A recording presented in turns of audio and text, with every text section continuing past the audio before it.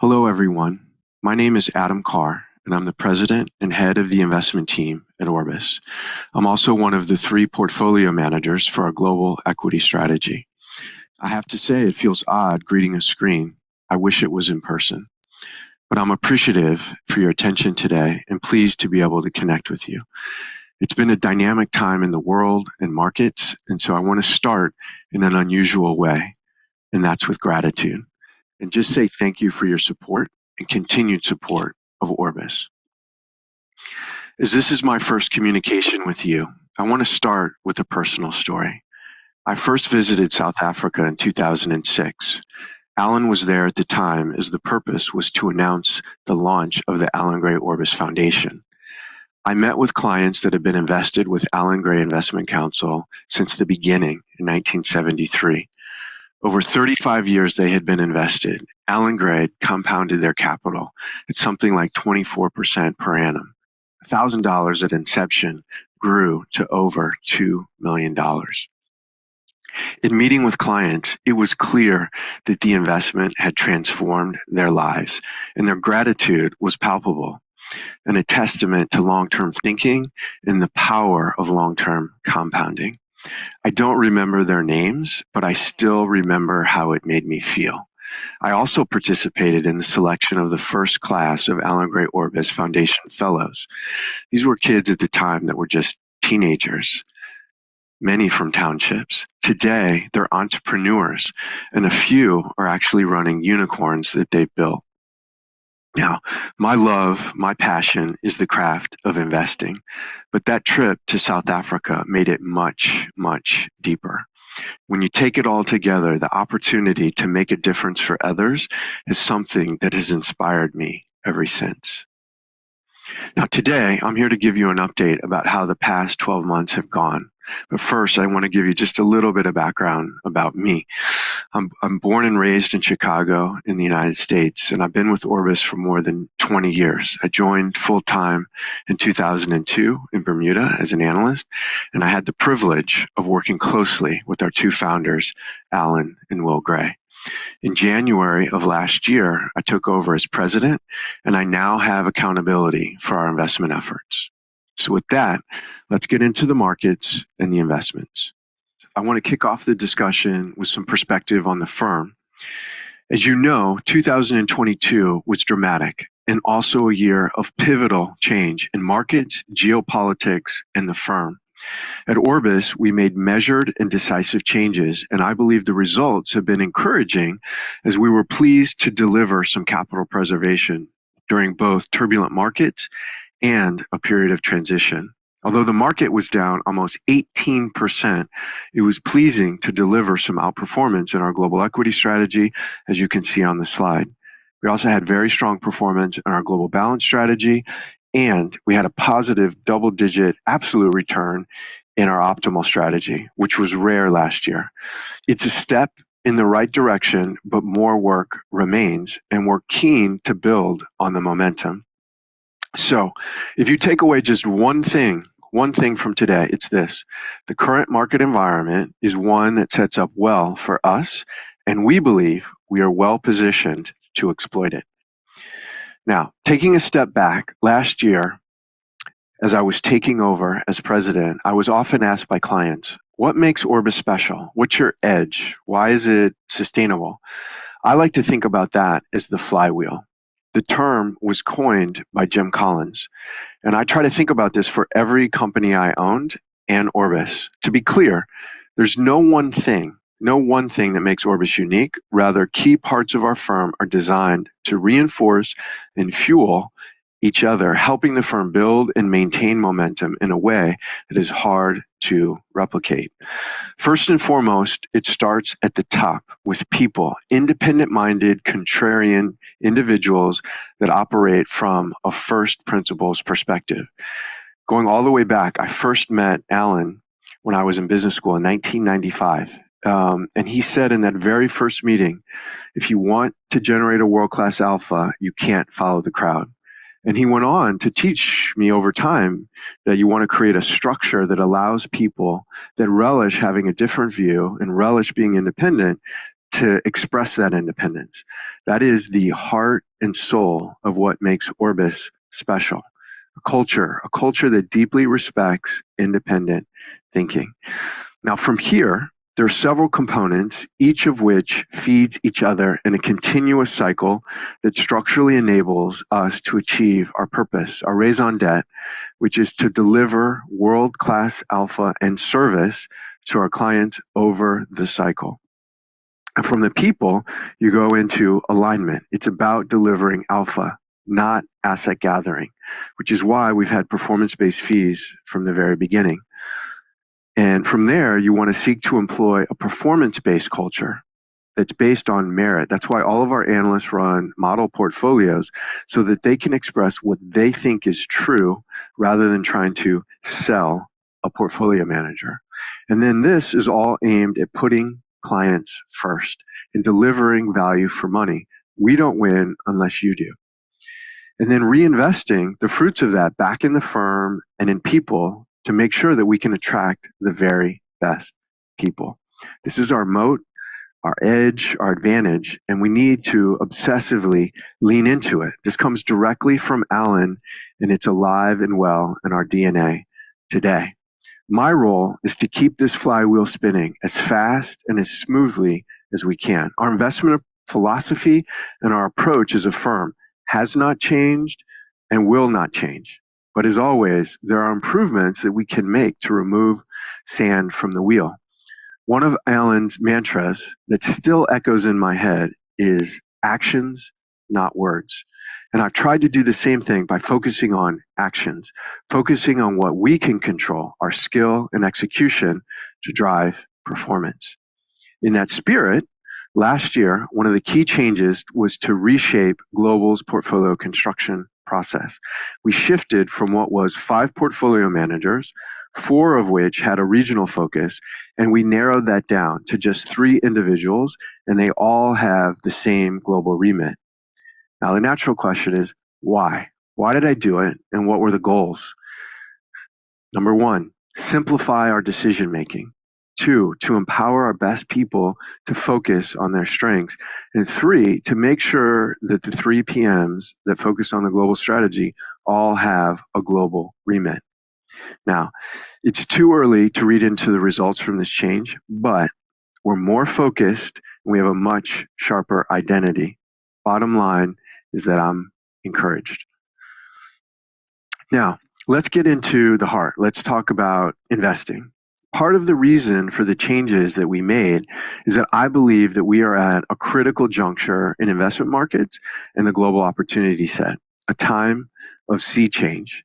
And I'm doing everything that I can to ensure that we are well positioned to navigate choppy waters and execute against it. And this is what I believe is going to be a very fertile time for value-oriented investors. Now, why do I consider this a crucial juncture? I started my career on Wall Street in 1993. I've invested through several cycles, and the environment that we saw with the full head of steam in 2021 was an extremely potent cocktail. In many ways, it was reminiscent of the late 1990s tech bubble. There were oceans of liquidity across markets. I read someone say, when the price of money is zero, you get a surplus of junk and a shortage of things we need. And I think that's exactly what we saw. Indeed, what do we get? Meme stocks, NFTs, SPACs, Dogecoins, literally helicopter money, direct stimulus checks signed by none other than Donald Trump. And just like the dot-com era, it didn't seem like price mattered. And with bubbles, you have no idea how long this would last, but it looks a lot like last year may have put in a top on the madness. Now, there are many ways to illustrate the headwinds we at Orbis have faced over the last decade. To keep it simple, I've used this long-term growth versus value chart. We are not classic value, but we are value-oriented, and value performing poorly tends to be a headwind for us. With massive monetary intervention, conditions for growth stocks were perfect. Indeed, investors piled into long duration or high multiple stocks.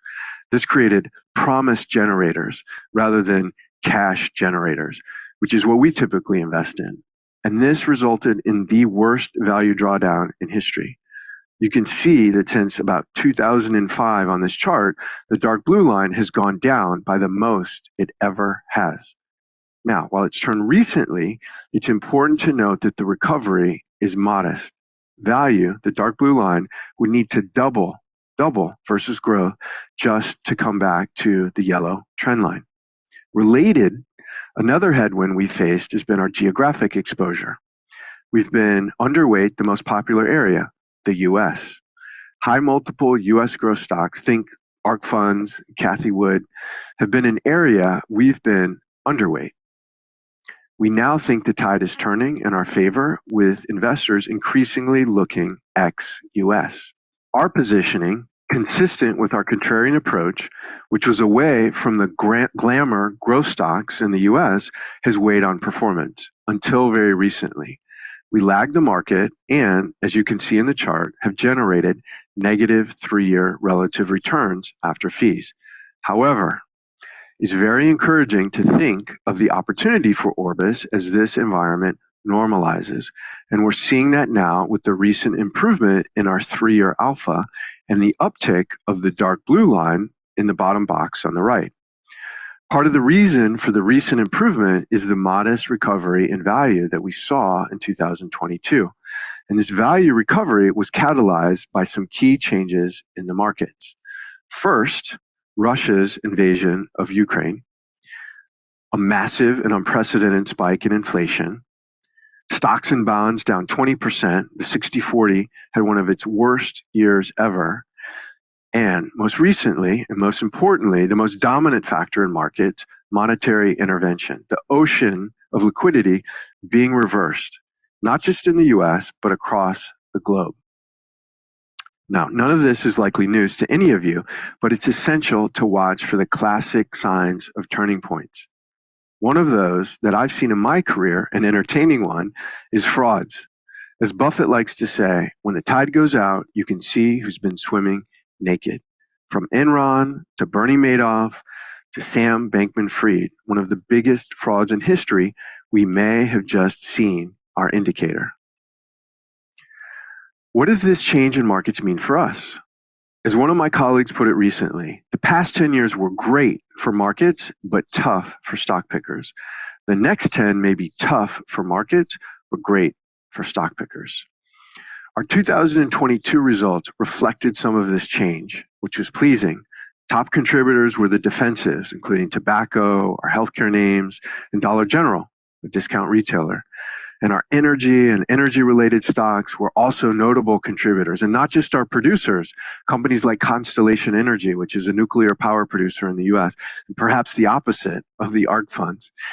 And then on our detractors, Russia, we lost about 150 basis points of capital, which we wrote down to zero after its invasion of the Ukraine from our positions in Sberbank and Yandex. And then our currency position with our US dollar underweight and corresponding pound overweight was a headwind. We viewed the US dollar as expensive, which we still do, but it was a headwind to us last year. And then I should also add that our exposure to some select, but what we thought were attractively priced tech stocks also hurt our performance. As mentioned, I believe that there are signs that we are witnessing a meaningful change in what has been the prevailing winds of the market over the last several years.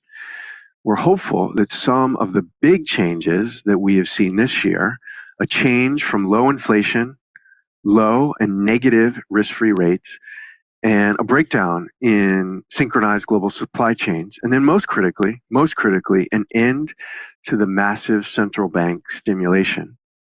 These represent the start of a multi-year cycle, a sea change. And if we're correct, and this change is indeed underway, this is an exciting development for Orbis. Now, looking back over the past 30 years of Orbis's history, there have been 4 key sea changes when the global markets went down by more than 25%. These are the areas shaded in blue on this slide. The early 1990s, when the Japan bubble collapsed, the TMT bust in the late 1990s and early 2000s, of course, the GFC in 2008, and then most recently, what I'll call the everything bubble in 2021. These sea changes are the moments when stock pickers earn their keep. Think about it. When the market is going up in a straight line like it did in the 1990s and most of the past decade, fundamental bottoms up stock pickers can struggle. Passive investors look brilliant. We not only struggle, we can look foolish, and our returns in red on the slide would agree. But amid the times of change and discomfort, the blue shaded areas, this is our opportunity. And in most cases, but not all, Orbis has been able to capitalize significantly in the past and generate a lot of alpha as these dislocations unwind. You can see plus 11% annualized when the Japan bubble collapsed and 16% annualized during the TMT bust. I believe that we may be in the middle of one of these changes now. And encouragingly, these periods can last for years, not months. As you can probably hear, I'm enthusiastic about the potential for our global equity strategy today because the world index is still tech heavy and relatively US dominated. You can see, and you'll notice on this slide over the cycles, the leaders, the lead steers, as Allan would say, have changed quite a bit from bubble to bubble to bubble. The top 10 today for the market looks remarkably similar to 2021 everything bubble peak, dominated by the tech stalwarts. Orbis Global, on the other hand, looks very different. You'll recognize many more logos on the left than on the right. This reminds me a lot of 2000. The bubble popped, but it took years to play out. And our portfolio looked dramatically different to the benchmark, a bunch of boring stocks offering great value. Things look quite similar today. While the index is full of the new economy tech-focused companies, our portfolio is much broader and focused on older economy stocks, containing everything from a US aerospace manufacturer, Howmet Aerospace, to a European bank, ING. This is a critical reminder. It's not only what you own, but also what you don't own. Indeed, there is risk in the market indices and in the passive funds that mirror them. Comparing the groups, we're paying half the PE multiple for a collection of businesses we think are good quality and good prospects.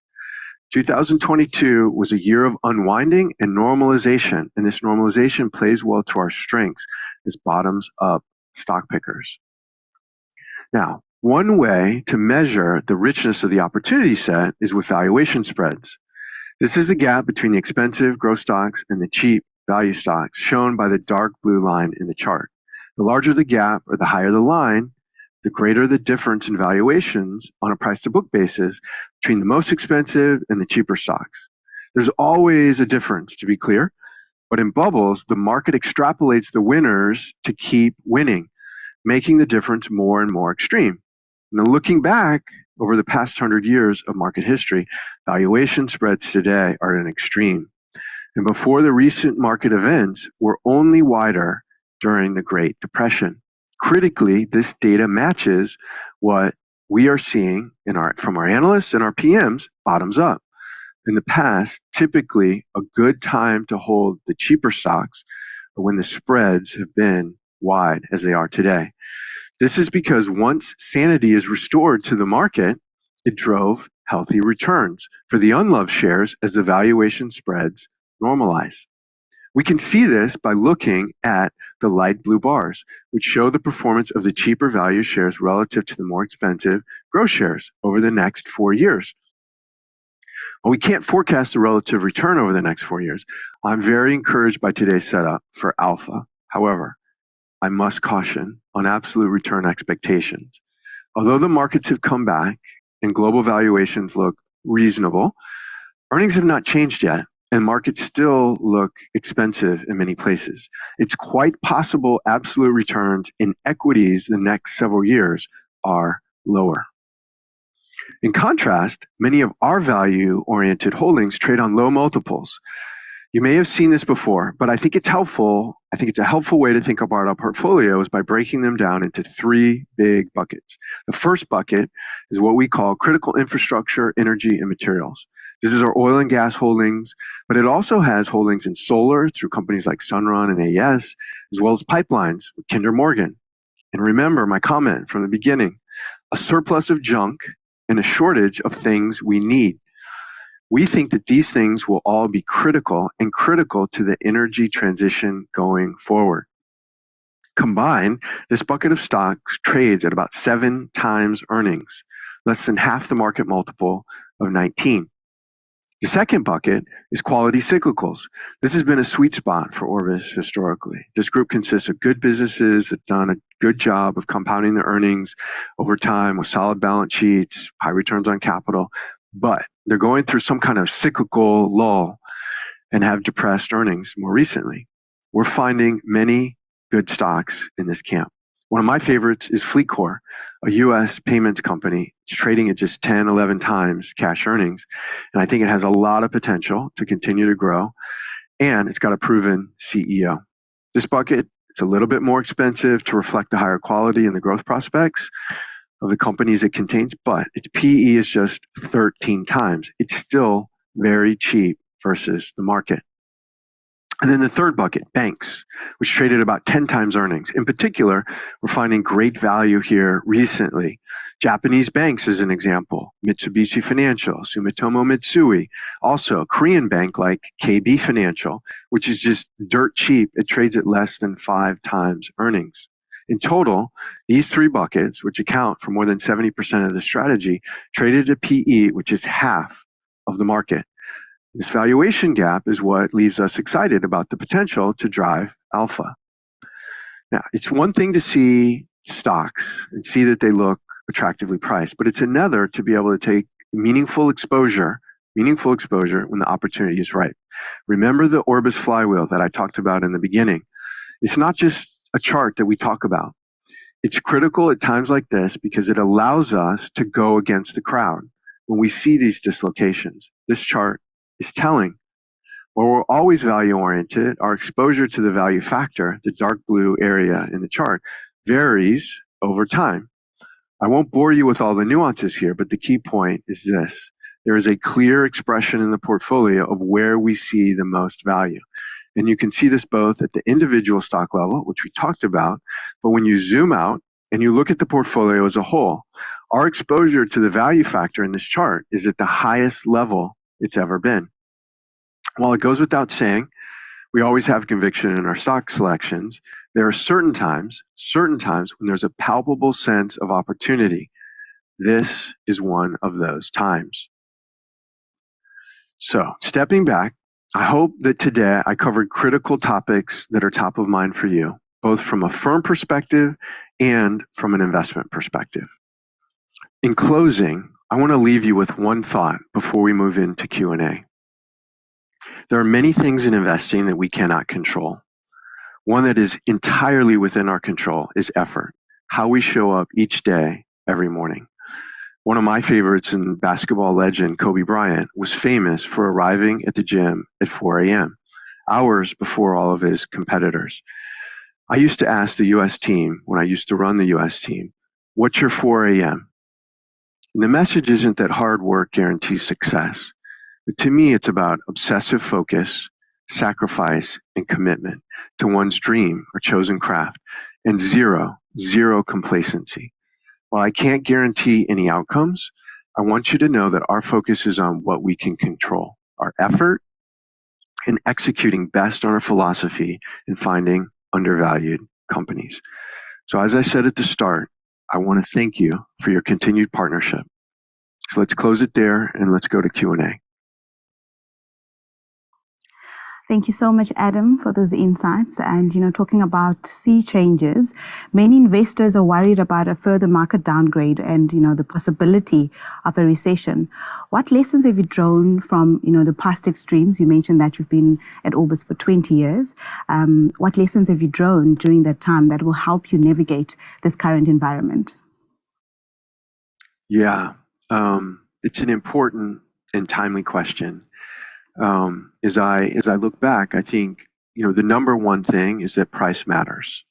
It's a lot about the price that you pay. More deeply, the gap between the expectations embedded In the price and the actual intrinsic value. I think when a recession is front and center on people's mind, it's at least somewhat priced in. Recession or economic risk is one risk we certainly consider, but it's not the only risk. More often than not, I think the risks that impair capital are not what everybody's worried about and what's front and centered. It is time, however, to really test and retest the company's fundamentals, and that's the balance sheet and margin levers and broadly what I'll call resilience. I think management can also play a critical role. And I love investing behind management teams that are agile and use difficult periods or recessions to actually get stronger and improve their position. So this has been an area that we've been spending a lot of time to test and stress test our holdings. I think just stepping back and zooming out, it's critical that we take a long-term view and we invest behind companies that can weather the storm and demonstrate the ability that they have resilience. Awesome. Talking about management, you mentioned FleetCo as being one of your favorites in the quality cyclical bucket. Can you give us a little bit of more information in terms of why you like FleetCo in the portfolio? Yes, FleetCor is one of my favorites, so I'm always excited to talk about it. It's my largest position. So the pattern or game selection is the way I like to say it. That's been successful for me over time is to invest in high return on capital businesses with a strong moat and a proven or what we call moneymaker CEO that's suffering from some kind of uncertainty due to a cyclical or a secular fear. So what does FleetCor do? It's a global payments company. It operates payment networks for fuel, lodging, tolls, corporate payments.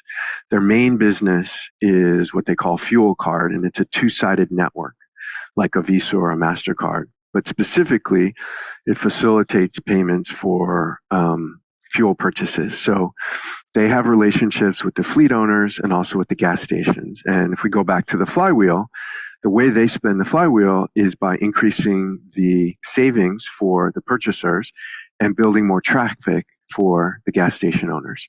And the more people that they attract to the network, the stronger the business. Now, the stock's underperformed quite a bit, by almost 45% since the start of 2020. They primarily serve SMBs, so small, medium-sized businesses. They were hit the hardest during COVID. And now there are a lot of fears around a potential pending recession. There have also been some secular fears around the movement to EVs or electric vehicles. I think that's way overplayed and in the price. And I really like FleetCor. I think it's well positioned to outperform from here. The CEO, Ron Clark, has a fantastic track record over the past 20 years building value. In fact, he owns more than $500 million of stock himself, so he's got a lot of skin in the game.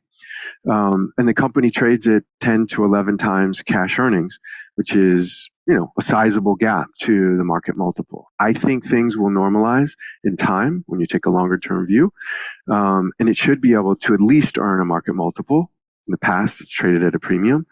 And then the last thing I'll say, there's more. About 40% of their business is the corporate payments, and so it's a software business. They facilitate doing accounts payable for corporations. Software businesses are quite valuable, but we own that at just 10 to 11 times earnings, which I think is pretty compelling. Right. Adam, you also had a couple of energy names on the slides, and energy has outperformed to the benefit of the fund, as you mentioned. Energy is also quite a controversial sector. The question here is, why are you still overweight, given one, ESG concerns, and number two, supply and demand risk? Good questions. Let me try to take them in pieces. So I want to start with valuations. Simply, the stocks are cheap based on our estimates of normalized earnings, which is our best estimate of normal commodity prices. Our key thesis is one based on the capital cycle, and that is we've been through a decade-long period of underinvestment in energy production and infrastructure. And that's in part been driven by the ESG movement, but it's also been driven by low returns, which has caused capital to go away. Remember my earlier comments, a surplus of junk and a shortage of what's critical. Energy needs are growing, driven by emerging markets that must invest to improve quality of life. Nowhere is this more obvious than South Africa. The companies that we remain invested in reflect this underinvestment and growing energy demand. So we do own some oil producers, but we're also invested in gas infrastructure, including pipelines, renewable electricity, including residential and utility scale solar and nuclear. We believe there's going to be growing demand for energy, the valuations are cheap, and the underinvestment will take years to cure. Critically, we've seen prices rise, but we haven't seen much of a supply response. It's been relatively muted, which I think is very encouraging for us. And then lastly, just to your ESG question, I do want to emphasize we do incorporate ESG in our analysis. While some of these companies are emitters, they provide critical services. They're a key part of making the transition or the bridge to cleaner energy, and they operate in a way that we think is consistent with long-term client science. Okay. Adam, thank you so much for addressing the questions. It is much appreciated. That's all we have time for, and we hope to see you back in South Africa soon. Thank you, Gladness.